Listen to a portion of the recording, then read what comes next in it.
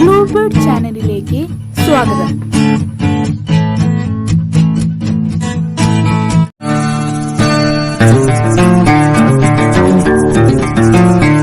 നമസ്കാരം.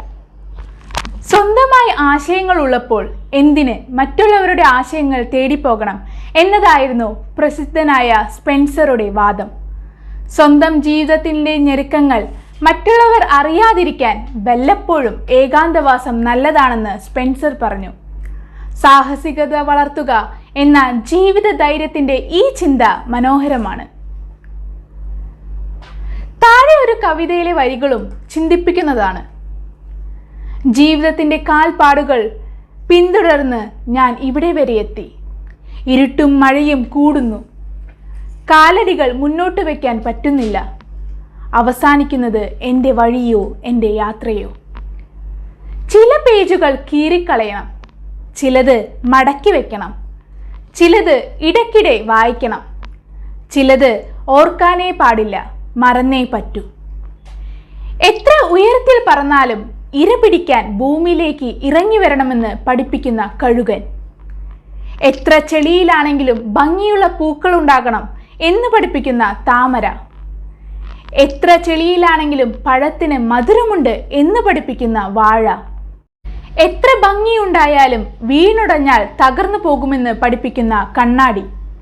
എത്ര പടികൾ ചവിട്ടി കയറിയാലും തെന്നി വീഴാൻ ഏതെങ്കിലും ഒരു പടി മാത്രം മതിയെന്ന് പഠിപ്പിക്കുന്ന കോണിപ്പടി. ബന്ധങ്ങൾക്കും അടുപ്പത്തിനും അകലം കൂട്ടാൻ ഒരു വൈറസിന്റെ ബലം മാത്രം മതിയെന്ന് പഠിപ്പിക്കുന്ന കൊറോണ. ലക്ഷ്യമുള്ളവന് മാർഗമുണ്ട്, ലക്ഷ്യമില്ലാത്തവന് പറയാൻ ന്യായങ്ങളുമുണ്ട്. അറിവില്ലായ്മയുടെ അർത്ഥം എന്നും ഉപകാരമില്ലാത്തത് എന്നാണ്.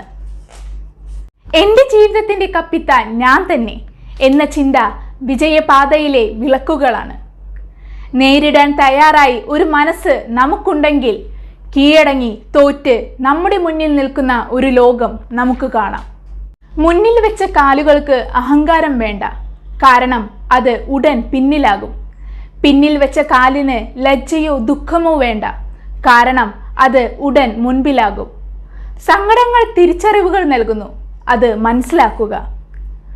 നമ്മുടെ ഉയർന്ന ചിന്തകളും കഴിവിൻ്റെ ആഴവും മനസ്സിലാക്കാത്തവർ ചെറിയ കാര്യങ്ങളെ വലുതാക്കി നമ്മളെ ഇടിച്ചു താഴ്ത്താൻ ശ്രമിക്കും. എതിരിടുക എന്നതല്ല പക്വത, നിശബ്ദത പാലിക്കുക എന്നതാണ്. മൗനമാണ് ഭൂഷണം എന്ന ആപ്തവാക്യം എത്രയോ ശരി. ഒരു തൂവൽ നഷ്ടപ്പെട്ടു എന്ന് കരുതി ഒരു പക്ഷിയും പറക്കാതിരുന്നിട്ടില്ല. സങ്കടപ്പെടാതിരിക്കാൻ ഒരു മാർഗമേയുള്ളൂ, എപ്പോഴും തിരക്കുള്ളവരാകുക. ശക്തമായ മനസ്സിൽ നിന്നേ മികച്ച തീരുമാനങ്ങൾ ഉണ്ടാകൂ. അർഹതയുള്ളതിനേക്കാൾ കൂടുതൽ ലഭിച്ചെന്ന് വരാം.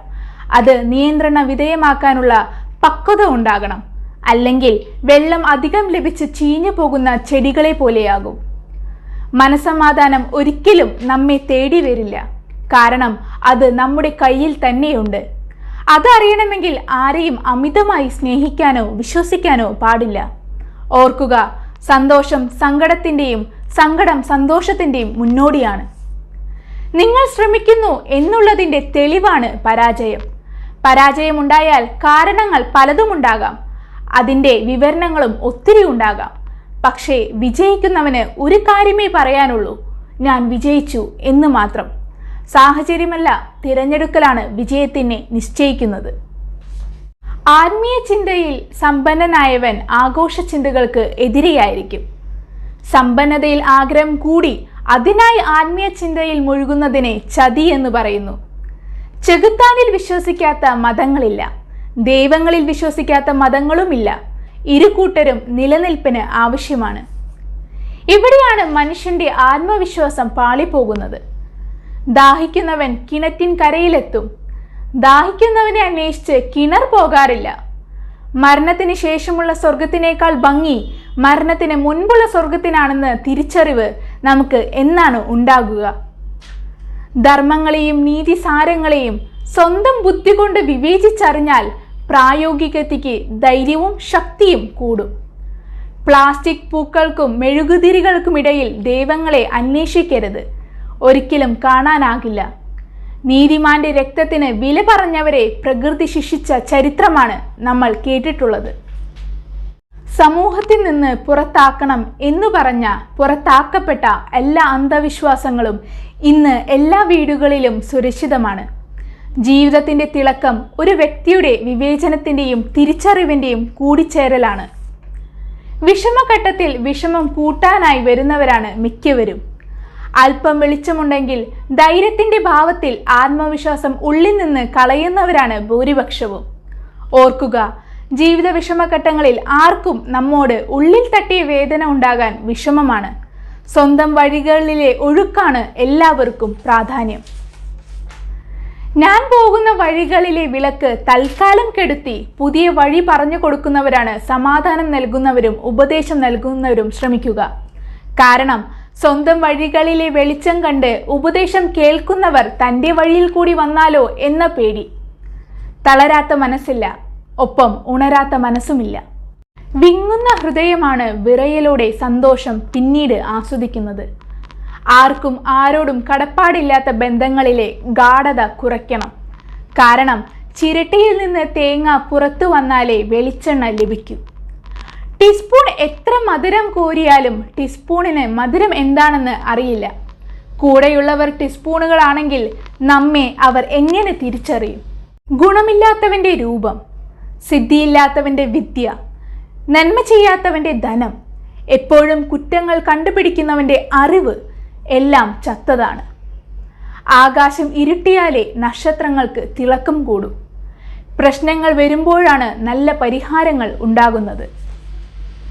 നേട്ടത്തിൻ്റെ ബാഹ്യഫലമാണ് ധനം. അത് ഒഴുകിത്തുടങ്ങിയാൽ പ്രാപ്തിക്കുറവ് പുറത്തു വരും. അമിത സന്തോഷത്തെ തേടിപ്പോകും. തകർച്ചയ്ക്ക് പിന്നെ മറുവഴി വേണ്ടിവരില്ല. കർമ്മത്തിൽ ഫലമില്ലാത്തതിൻ്റെ അംശം ഉണ്ടോ എന്ന് നിരീക്ഷിക്കുന്നത് നല്ലത്. മരിക്കുന്ന നല്ല ഓർമ്മകൾ നന്മയുടേതാണെങ്കിൽ അതൊരു നഷ്ടകാലവും കഷ്ടകാലവും ജീവിതത്തിൽ ഉണ്ടാക്കിയെന്ന് വരാം. ഇന്നത്തെ സന്ദേശം: ജീവിതത്തിൽ ചിലരെ വെറുക്കുക എന്നുള്ളത് ദുഃഖിക്കുന്നവൻ്റെ അവകാശമാണ്. ഉപദേശകന് ഉപദേശകന്റെ സ്ഥാനം മാത്രം. നന്ദി, നമസ്കാരം.